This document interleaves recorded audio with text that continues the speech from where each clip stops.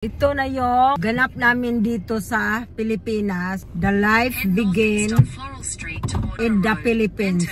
This is it na talaga guys. Dahil natupad na talaga ang kagustuhan ni Apam, ni Mister, na dito na mag for good sa Pilipinas. Pero hindi ibig sabihin yan na hindi na kami babalik sa Australia. We can still visit there like twice a year dahil may bahay naman kami doon at nandoon tatlo kong mga anak. So syempre no, either sila yung magbakasyon dito or kami yung magbakasyon doon. Syempre tumira din ako doon for 7 years I think, since 2016. Nila I go to... Yeah, but you had about a year before that as well. Oh, so mga 8 years siguro in total, no? Oo. So ngayon, syempre, na-adapt ko na din yung culture nila, saka yung climate nila doon na malamig, may summer, may taglamig, ma-miss mo din ng konti yung buhay Australia. Ngayon nga, parang medyo nanibago ako dito. Kasi nga, yung sobrang ano ng panahon, yung feeling mo na nalalagkit ka ng todo, sobrang mainit, lagi kang parang feeling mo laging hindi ka fresh ba kasi nga agang-aga pa lang parang na sticky na yung katawan mo. Si Mister, wala namang problema sa kanya kasi mas prepare daw niya yung hot weather. Tropical ba kaysa yung malamig. Ayaw niya yung lagi siyang nakabalot. Ito na yon. Kailangan niya din na always practice na matutunan niya yung pagdadrive ng sobrang sikip. Sobrang sikip na daan, maraming mga sakyan, maraming mga sumusulpot na mga motor, minsan tricycle, dahil hindi nga din siya sanay sa ganyang sistema, no? Kasi wala namang tricycle sa Australia, wala ding maraming motor, hindi kagaya dito. So hindi siya sanay sa gano'n na basta na lang may biglang sumusulpot yan sa harapan na biglang iikot. So, kailangan niyang matutunan yan. Ito na nga, unti-unti na siyang nagdadrive para magiging independent naman kami kahit paano. Para hindi na lang kami all the time mag-rely sa kapatid ko. Or may pupuntahan, hindi all the time na si brother, no? Magiging independent din kami ni husband dito sa... Slowly, matutunan din yan. Kasi dami namang nakatira dito na mga foreigner na nakikita ko naman sa kanila na sila talaga yung nagdadrive, no? For how many years na sila nakatira dito. Nagdadrive na talaga yung iba. Pero kailangan lang nilang mag-ingat, doble ingat dahil alam nyo na dito sa Pinas, nandyan yung mga pipirahan ka. So, foreigner ka, di ba? Kala nila, pag foreigner, madaming pera, maraming salapi. Sus, Ginoo ko.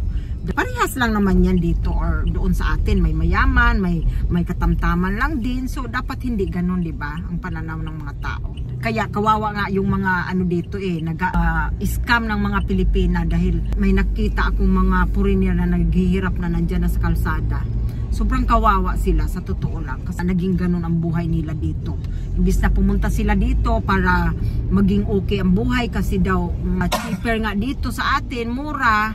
Pero ang nangyari naman, lalo silang naghirap dahil syempre hindi sila pinalad sa nagiging katuwang nila sa buhay, partner. Kasi ginamit lang pala sila, di ba? Nangyayari yun, totoo yan. Ngayon, dahil nandito na kami ni husband, ang gagawin na lang namin ay fully retired na nga kami na si husband bago tayo mawala sa mundong ito. Kailangan naman natin i-enjoy yung buhay natin, no? Hindi puro trabaho na lang, di ba? Kailan ka pa mag-enjoy? Kung ugod-ugod ka na, anong klaseng enjoy pa yon? Hindi mo na nga kaya ang sarili mo. Hanggat kaya pa, doon mo i-enjoy. Doon lang naman sa mga pwede nang mag-retire. Hindi ko naman sinasabi na pilitin yung mag-retire dahil kung hindi naman talaga kaya, di ba? Mahirap pag wala kang sapat na pera, tapos bigla kang mag-move ng ibang country, hindi mo naman talaga ma-afford, di ba? So kami, very lucky na kami ni husband dahil konti kaming nakuha doon sa super niya. And then, luckily din, mayroon din siyang konting pension. So, yun yung parang forever na namin na anuhin. Kaya, kailangan lang marunong ka humawak ng pera. Huwag yung mas malala pa yung gastos mo kaysa doon sa pension mo. Ay, nako, Ginoo ko, hindi ganon. Sabagay, ngayon, dahil nag-uumpisa pa lang kami, malapit na kami mag-move, medyo konting gastos talaga kasi kailangan namin ng ganito, kailangan namin ng ganyan. Swerte na nga kami kasi nga yung bahay na nabili namin halos kasama na yung mga furniture. So ngayon ang kailangan na lang namin idagdag doon ay yung mga mattress, mga kama, mga unan, at kagaya ng toaster, wala kami. Ano pa ba? Malalaman namin yan pag nandoon na talaga kami kung ano yung kailangan namin. At least hindi na ganun katindi. Maiwasan ang gastos-gastos. So, ang weather natin ngayon dito sa Pinas ay bagyo. Ulan ng ulan araw-araw. Kailangan din maging matalino kayo pag bumili kayo ng bahay at gusto nyo mag-move dito sa Pinas. Advice ko lang sa inyo, i-search nyo yung lugar na hindi binabaha. Mag-search din kayo ng lugar na hindi laging binabagyo. Unless doon kayo gustong tumira sa kung saang province, tinatamaan talaga yun ng bagyo, lalo na yung Surigao. Ako talaga, lumaki ako sa Surigao. Kaso, mula nung 13 years old ako, pumunta na yung mga magulang ko dito sa Manila. Ayun, hindi na nakabalik ng Surigao. Gusto kong bumalik doon, pero bakasyon na lang. Maganda sa Surigao, simpleng buhay, probinsyang probinsya, pwede ka man-fishing, managat ba? Minhas, kasi malapit lang talaga kami sa dagat. So kaso, wala na nga yung family ko doon, so kaya dito na kami. Dahil si husband din, nandito na din yung mga ano niya dito, friendship from Australia. So malapit lang dito, kaya mas ano sa kanya dito. Mas prepared namin dito na malapit.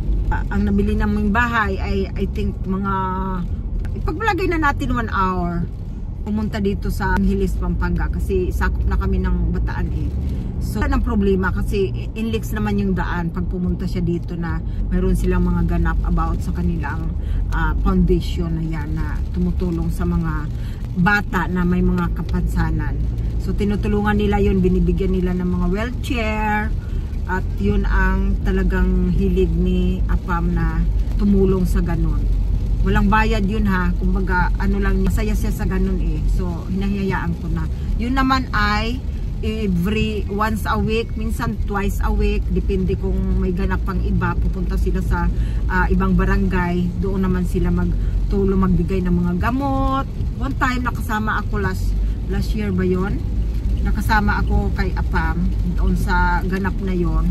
So maganda kasi nga syempre yung mga mahirap na tulungan, nabigyan ng mga gamot, no? Hindi naman masama na ganun ang gagawin. So anyway, ang ganap namin today ay bibili lang kami ng here oh, simple ladder. Kasi yung lilipatan naming bahay ay sobrang taas yung mga kabinet. So kailangan namin pumatong. Yes. Kailangan namin pumatong sa kabinet. Ha? Kailangan namin ng ladder. And then, bibili pa ako ng kulang na bedsheets. Dahil nga doon para doon sa aming guest room. So, ayun lang ang ating ganap for today. Medyo malamig konti. Hindi naman sobrang lamig. Pero, tag-ulan kasi bagyo. Thank you for watching. I'm concentrating on drawing. Oh, concentrate siya. Huwag nating guluhin. Kasi nga, kasi sanay dito, diba? Don't forget to subscribe and like my channel. Comment lang kayo kung mayroon kayong mga dapat itanong. Bye-bye for now. Mwah.